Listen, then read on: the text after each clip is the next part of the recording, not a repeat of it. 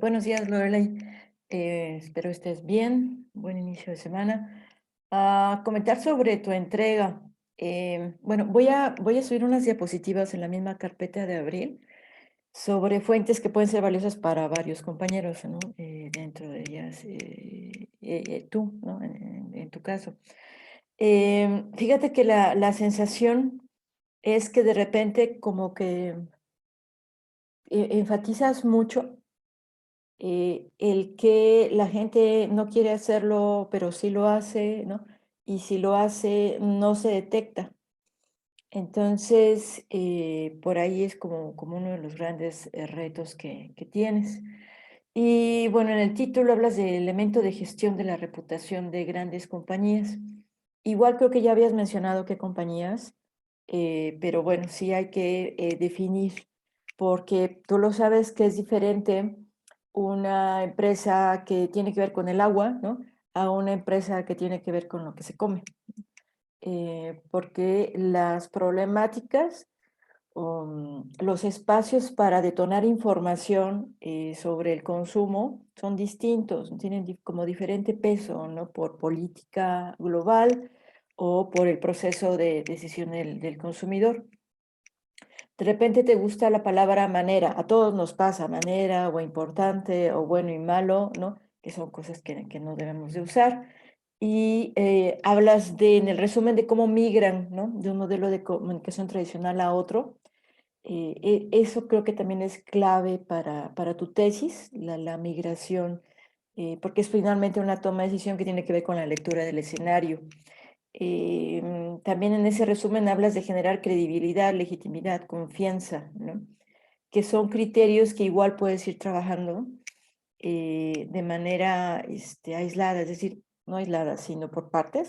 Es decir, legitimidad, on branding en esas búsquedas, credibilidad, on branding, ¿no? Igual puedo compartir, ahorita por navegar un ratito más. Porque tengo un branding de Chipotle, pero hay otras fuentes. Y igual en la biblioteca digital de la Náhuac, ¿no? Salen varios documentos. Porque yo esperaba como más papers, ¿no? Dentro de tu tesis, de tu entrega. Bueno, quizá es tu cuestión de tiempo. Dices, el problema central de esta investigación tiene tres componentes importantes: el desconocimiento que existe un modelo de comunicación en branding; dos, el hecho de que quien llega a conocerlo aplica desde el anonimato, ¿no? Si no, no sería en branding, ¿de acuerdo? Y tres, los pocos comunicólogos académicos y expertos que saben de él, en lo general estigmatizan, ¿no? Bajo una línea delgada. Entonces, ahí tienes, sí, tres ideas fundamentales, ¿no? Y cada una puede ser una tesis. Entonces ahí sí es importante tu pregunta de investigación, ¿no? Que dices, ¿cuándo y por qué las grandes compañías deberían usar un modelo de comunicación en branding en lugar de un modelo de comunicación estratégica nacional tradicional? Y aquí es otro enfoque. O sea, los tres elementos que dices antes, los tres componentes, cada uno puede ser una tesis, pero tu pregunta se enfoca más a por qué deberían usar un modelo en branding, ¿no? Entonces, ahí hablas de cuáles serían los criterios, ¿no? Para tomar la decisión de sí, ¿no? Entonces, eso hay que tomarlo en cuenta. Luego de objetivos específicos, determina el modelo de comunicación, dice exponer el uso cada vez más recurrente del modelo de comunicación en branding.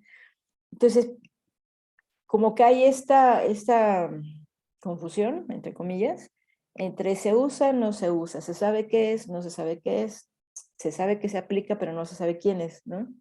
Como que ahí nos falta aterrizar un poco. Entonces, las preguntas que yo te haría a ti sería quiénes deciden, promueven, asesoran y gestionan. Entonces, igual podríamos tener como fuentes de información. Ya sé que quien decide es tu director de tesis, ya lo dijimos al principio, pero la acción aquí es quiénes asesoran a las empresas para tomar esa decisión, ¿no? Creo que ese sería el core, quiénes asesoran a esas empresas, eh, más que quienes toman la decisión, porque finalmente para tomar la decisión hay una serie de insumos que tienen que llegar y tomar la decisión. Hablas de un estudio exploratorio, cualitativo, ¿de acuerdo? Acuérdate que hay que manejar cuanti y quali, aunque sea poquito lo de cuanti, hay que manejar las dos dimensiones. Hablas de directores de comunicación y asuntos públicos, ¿no? Líderes de comunicación, cámaras empresariales. Entonces ya vas delineando, ¿no? Hablas de entrevistas a periodistas. Todo eso sirve, sí. Depende también a qué fuentes de información vivas tienes acceso, a quienes sería como más fácil.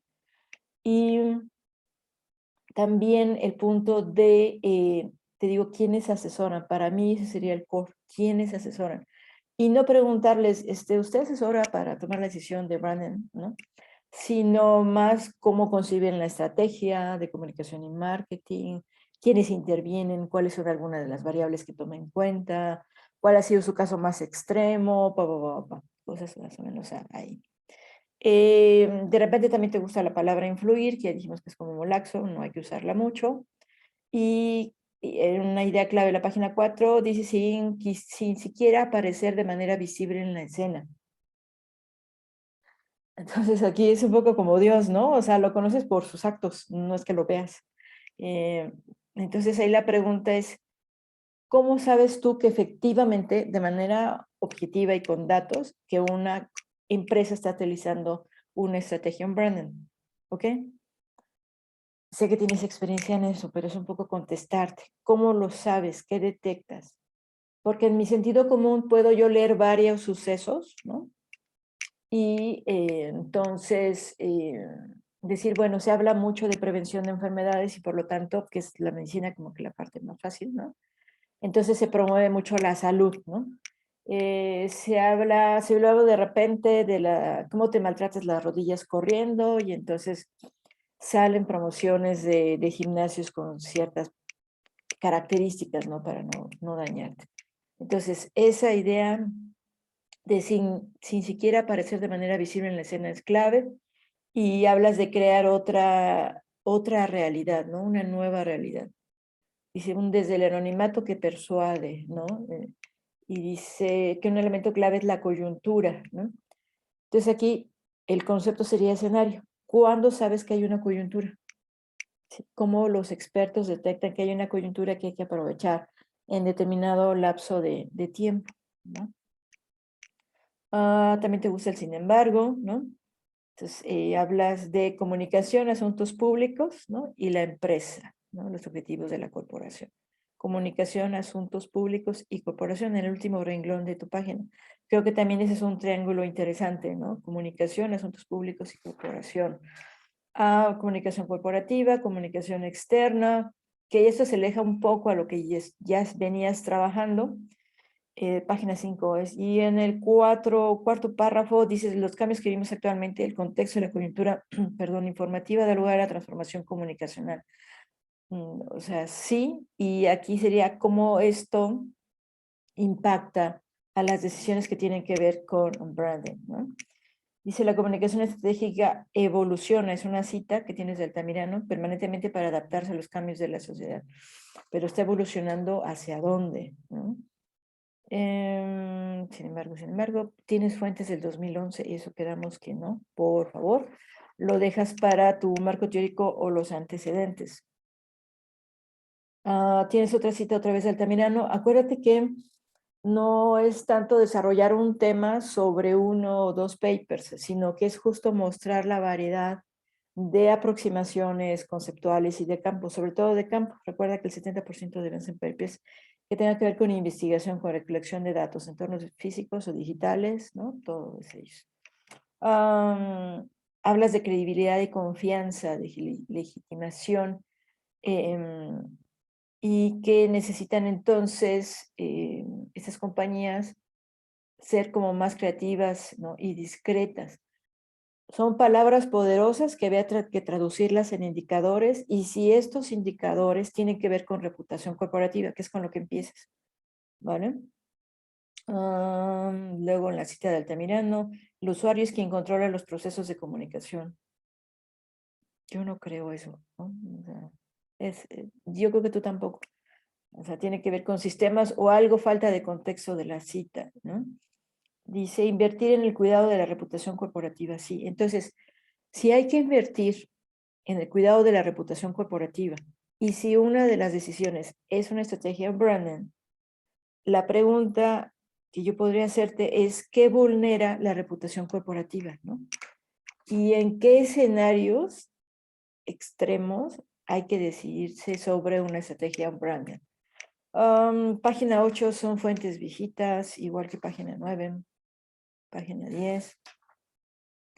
Sobre todo que ya somos como más complejos, hay más cultura de las empresas, del consumidor. Tú sabes muy bien cómo ha ido cambiando.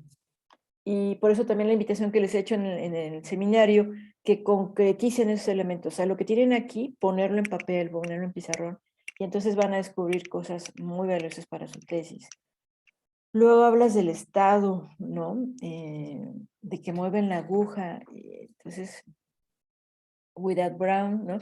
Without Brown, W-O-B. También creo que por ahí se puedes explotar. Quizás no caer tanto en la parte política, ¿no?